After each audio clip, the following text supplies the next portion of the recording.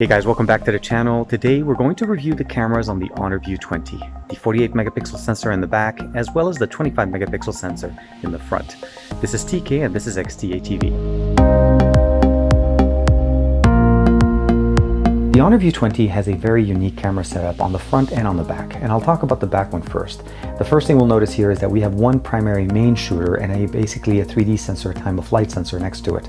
Different from what we normally have seen in the past, with the Honor View 10 supporting an RGB and a monochrome sensor, we don't have a monochrome lens here. The time-of-flight sensor is really augmenting the main sensor by providing it 3D information, space information as far as the distance between the camera and the subject for better isolation for bokeh and portrait imagery, as well as some of the AI functions that they have in there. But last but not least, they also have body tracking used with this sensor to enable you to play Kinect-style games while using your View 20 connected to a TV. And they have a couple of games on that, and we'll have a video for you guys coming up very soon. But the 48 megapixel sensor that we have on the left here essentially is the star of the show, and we're going to get to dive into this a little bit more with more information. We have an article for you guys on the XTA portal covering a little bit more in detail as to the composition of how they were able to get the 48 megapixel sensor to perform in the way it is with AI clarity, as well as how do we get better 12 megapixel images out of this 48 megapixel sensor.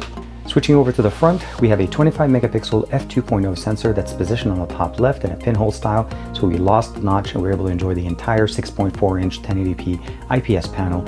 And the benefit of course here is the placement. It doesn't really take that much of your actual UI. When you're using it, you're jumping into, let's say, other applications. It for the most part sits in the spot where your normal notification panel would be if you had one. And if you don't have one, don't worry about it. You could just keep it in this way and enjoy the full 6.4 inches of this display. Make sure you guys check out that article linked in the description below, again done by Daniel Marchetta over at the portal, just detailing a lot more information as far as, again, how does the actual 48 megapixel sensor function and some of the more specific details there. Now when looking at the camera application, we'll notice a few things that are similar to the past. Similarly, the AI button here that enables us to toggle on and off the NPUs that are basically a core function of what we have with the Kirin 980. We have dual NPUs compared to the 970. It enables us to not only detect foreground, but two different scenes at the same time. And you're able to turn it on and turn it off here and be able to just take the image with or without it. And you can see a good benefit of using the AI as it helps saturate the images and give them a little bit more pop. We do have a few other options here. We have AR lenses, we have effects, if I can select it, as well as background, and of course all of these things can be added.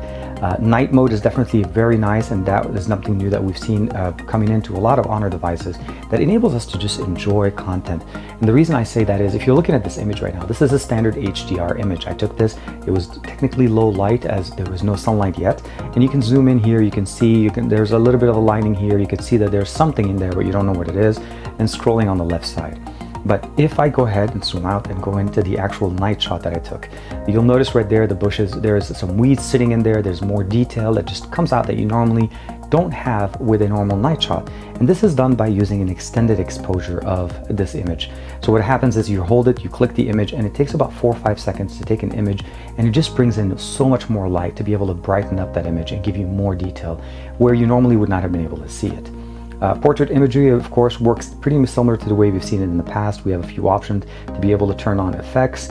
We also have the ability of turning on lighting, studio lighting, but whatever position you'd like it to have it, as well as beauty mode and, of course, shaping mode, which helps using that time-of-flight sensor to thin out or basically elongate your subject.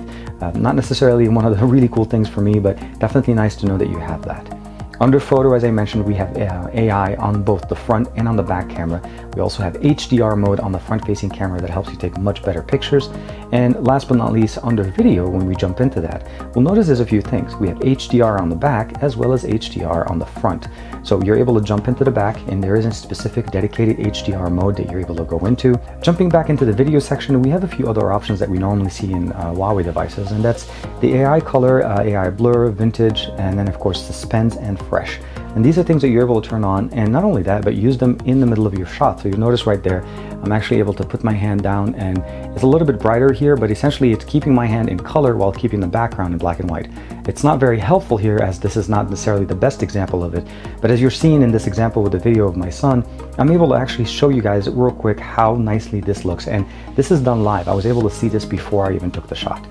And you can select whichever one you'd like here and then move on to the next.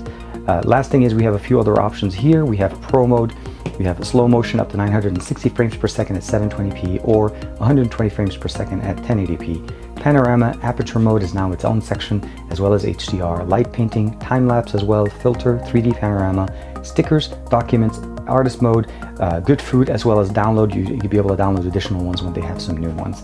But if we go back into video and with no additional options selected, we're able to basically go in to select the highest resolution, which is 4K at 30 frames per second, 1080p at 19.2 by 9 aspect ratio, just taking full advantage of the longer format on the phone.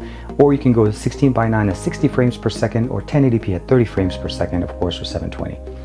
Two different codecs as far as the imagery. 265 is new, so not every device will play it very well. And if you want higher compatibility, as they say here, better compatibility, I would definitely go with 264.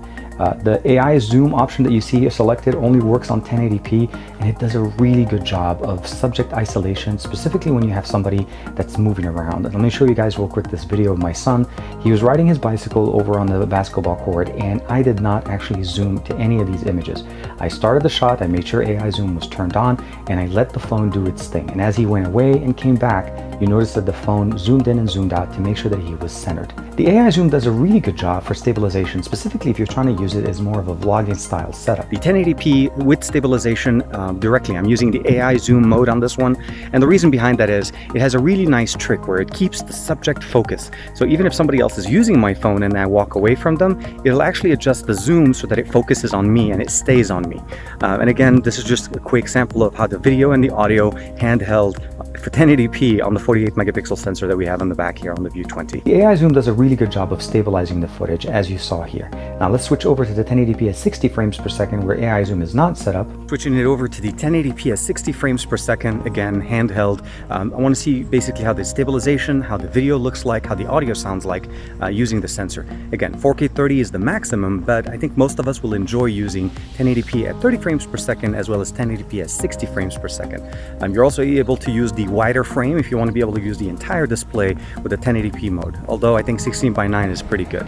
I'll let you guys decide, of course, which one looks better. And the last one I want to show you guys real quick is the 4K at 30 frames per second, just to show the difference between 1080p 30, 1080p 60, and 4K 30. This is a quick sample of the back-facing sensor, 4K at 30 frames per second, downsized to my video. But the essential thing that we need to be able to take out of here is that even though we don't get 4K at 60 frames per second, which seems to be a standard now, I think we still get pretty good 4K 30 frames. And again, this is handheld, quick sample of how the audio and the video should perform on the View 20. The first image I'm showing you guys here is this is a night mode image. I took it just straight HDR, and of course once I switch over to night mode, you could definitely see the additional detail that we normally didn't even see here. So you can zoom in here, you see it's basically very blurry, very small. You can kind of tell there is something there, but you don't know what it is. And in here with night mode, you can definitely see all the different weeds that are sitting there. And again, it just adds so much more, and it works great. It just, sometimes there is a little bit of a purplish hue. You may notice it right there. There's that little bit of a hueish here, but it's not enough to basically make the image bad. It just overall, I think this is definitely better than what we normally can get with this little amount of light. Front-facing HDR images are also going to look really nice. You notice the background is not too overblown. You can see the clouds if everything is sitting there, and of course my son and I are definitely well exposed, and it looks really nice. And that's the benefit of having HDR now on the front-facing camera. Switching over to comparing an image taken without AI as well as one taken with AI clarity. So this little jungle gym area here, you notice is very colorful, it's very nice, it looks really good, and the image itself, again taken without AI, does a really good job of exposing for the foreground and the background. Switch over to the AI color, you'll notice that the AI tends to just slightly increase the color saturation on the image. You'll notice the reds are a little deeper, the yellows are a little stronger. We still have good exposure in the background and in the foreground, and it looks really, really good. But what I want to show you guys is the AI clarity. Now this image just takes a lot more detail and induces the benefit to the full extent. And what I mean by that is even when we're zooming in, so let's go ahead and zoom in all the way to the bottom of that slide, you're not losing the details here, you're not losing any of the information. You could see little chips piece by piece as we're zooming in all the way into this image itself. Definitely very nice, and again, that's one of the benefits of the 48 megapixel AI clarity, is that you can actually just zoom in and actually still have a decent image of your subject as the detail is retained as you zoom in. Here's another quick example of a front-facing camera image directly taken while I was in Paris during the launch event. It was cold, it was wet, but I definitely wanted to share this as it definitely looks really good. Again, a much better experience taking front-facing selfies with the View 20. I had an opportunity to stop by the Notre Dame Cathedral in Paris, and of course, just beautiful AI clarity images. You could enjoy just zooming in, looking at all the specifics, all the details in here. And again, just amazing photography taken with this camera. I cannot emphasize enough that the 48 megapixel implementation that we have here is definitely done right, and it does provide us with a much better experience that we've seen in the past. So here's some more images taken directly in the cathedral with low light. You can definitely see this is an extended night shot that was taken there. Just brings up all the details, all the information that you normally expect to miss whenever you're taking images. Again, this is considered low light because we don't have direct sunlight or even projector light. In Paris, I had the opportunity, of course, to take some images of the Arc de Triomphe, and with the night shot, you get a nice little effect. Whenever you have some moving subject, let's say these cars moving at a faster pace, with the extended exposure that you're in, because the subject obviously is in focus and looks really good, you get that nice little artistic, little kind of streaking effect that's going on. Definitely makes for a very unique and a very nice looking image. The camera experience on the Honor View 20 will not disappoint. The front-facing camera has a couple of new things going on. We have updated hardware, we have a better placement of it, it's a pinhole camera on the top left, and of course we have HDR in photography and videography, which makes it very functional. Just keep in mind there is a little bit of a learning curve to remember that the camera is sitting on the left side and it's a small pinhole, or sitting on the left bottom side whenever you're holding it in landscape. But other than that, I think the experience is definitely a lot better from what we've seen from Honor before. Switching it over to the 48 megapixel sensor in the back, and of course all the tricks are basically thrown there. Between video AI options as well as image AI options, the AI clarity specifically, you're not going to be disappointed with the amount of detail you're able to pull out of this. In good lighting, this camera will perform very well. And of course, the ability of taking better 12 megapixel images is not going to disappoint anybody.